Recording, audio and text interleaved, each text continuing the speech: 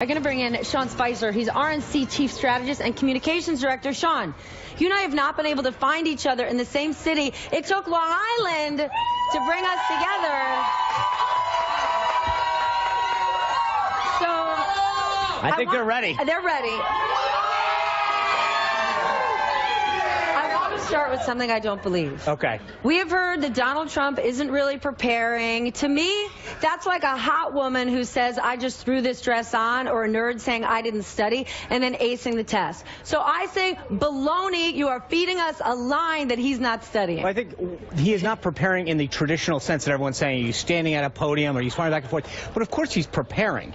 He's been sitting around with his advisors, talking about the issues. But, I mean, it's not a question of whether he's preparing or not. But as Governor Pence said, he's been preparing his whole life. He's been meeting with world leaders. He's a successful businessman. So he's done that. But in the last several weeks, of course, he has sat down with key advisors, both Chairman Reince Priebus on the political end, General Flynn, Kellyanne Conway, Newt Gingrich, Jeff Sessions, all of those folks sitting around having discussions about key issues in preparation. So it's not that he's not preparing. I think that people have been dismayed that he's not doing it in the traditional way. But Donald Trump is anything but a traditional candidate. How has he been, as you said, Mike Pence put it, preparing his whole life? You know, I could watch a lot of basketball, I could watch a lot of golf, but it doesn't mean I can play the game. No, but you're not watching it. If you're doing it, that's the difference. And that's what Donald Trump's doing. He's not like he's sitting back watching life go by. This is a guy who's been making deals around the world, who's been building things, getting things done, working with governments, local, state, federal, and frankly, international. So it's not a question of just sitting back and being an observer. He's been in the game.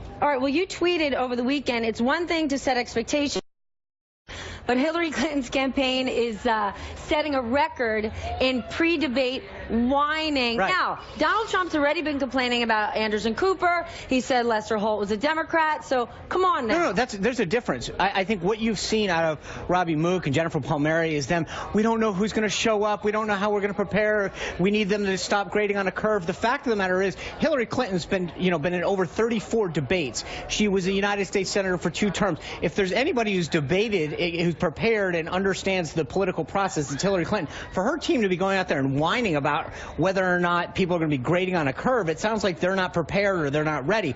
I think if anybody not just this debate tonight, but around this country would be ready to debate, it should be Hillary Clinton. I mean, you just look at her resume. And for all, the irony is that their biggest selling point is her resume. She's been places and done and was elected to things. And now suddenly tonight they're coming back and saying she's not prepared. I mean, it's somewhat ironic that the only thing that they sell as the reason to elect her is now, she's not prepared tonight, she's not ready. I don't believe they're saying that she's not prepared, but just 2 weeks ago, Donald, in your campaign, was going after her health, saying she wasn't strong enough, she didn't have the stamina, and then Friday, you put out a statement saying, well, she better pull off a near-perfect performance. So which is it? Well, there's a difference. It's not a question of stamina tonight, it's a question of performance. 90 minutes, no commercials, hold on. She has been on this stage, like I said, 2 terms in the United States Senate. She was Secretary of State. She's been in over 34 debates.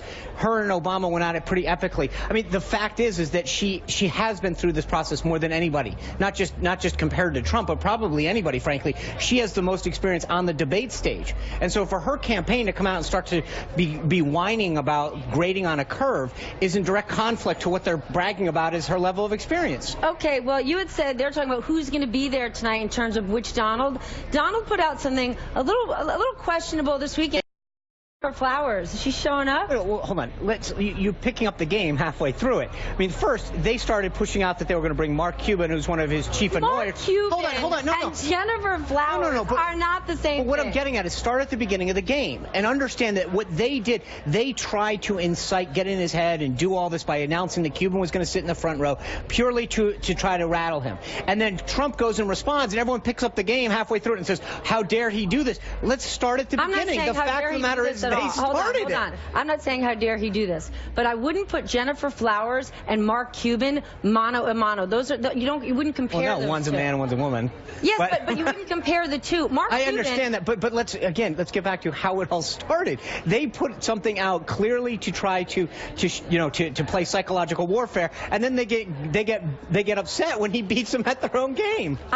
You think he's beaten them at their own game? I do. Then is Jennifer Flowers going to be there tonight? I'm not going to discuss who the guests are tonight. tonight. I don't know. We'll see what happens when the debate starts. We do have to say what Donald Trump has in his corner right now is momentum. He does. What is it that's happening in this country that's created this opening, especially for him in the last couple of weeks? I think there's two things, and I think you're right. You've seen the Bloomberg poll that came out this morning, up to, and it's not just up to, it's the momentum. He's +6. You look at Pennsylvania, Colorado polls that came out this morning showing, Trump up. Again, it's not just where the horse race is, it's the momentum. Trump, not only nationally, but statewide, continues to flow forward, and I think tonight's going to be a continuation of that. It's for two reasons. Number one, the candidate. He is an agent of change. She is the establishment. That's number one. Number two is I think we've put together the most robust ground game that any party's ever done, and you're seeing it on the ground. His ability to sell a message and then our ability to connect with voters, both in terms of the ground and the data and digital operation. How do you face, though, the fact-checking challenge, whether it's, and you're going to tell me New York Times is liberal, but whether it's Politico, New York Times, Washington Post, they have gone after him about the lies we've heard. I'm talking Hillary, I'm talking just Donald. Donald needs to get people, not just not to like her, but to get to the polls to vote for him. Right. How does he combat? Well, he is, but you just noted it. He is doing that. People are welcoming this voice of change that he represents. But and he's you're going to seeing get in the poll, pushback on lies he's told. First of all, he is going out there and he's telling his story, selling his experience, and talking about. He supported Iraq. He didn't support Iraq. I mean, like, there's definitely lies out there. So how's he going to face it today? I think you call them lies. He this week talked about the fact that he and Hannity talked about that pre-2002. I mean, it's not lies. He was not a public figure at the time. So the 31 lies that the New York Post put out, none of them are true? Listen, he doesn't read the New York Times. No, but you want to go through them, I'll go through them. But I think that the media environment right now is literally fixated on going after Donald Trump. They will overlook so much of what Hillary Clinton's done or not done. You want to talk about lies? I mean, her entire campaign right now. We're fixated on it? Absolutely. I wish we weren't out of time, because I'd like to get fixated on Donald saying a woman with a flat chest can't be a 10. Unfortunately, we are out of time. Thank you very much. Sean, good luck to you. See you. Thank you for joining.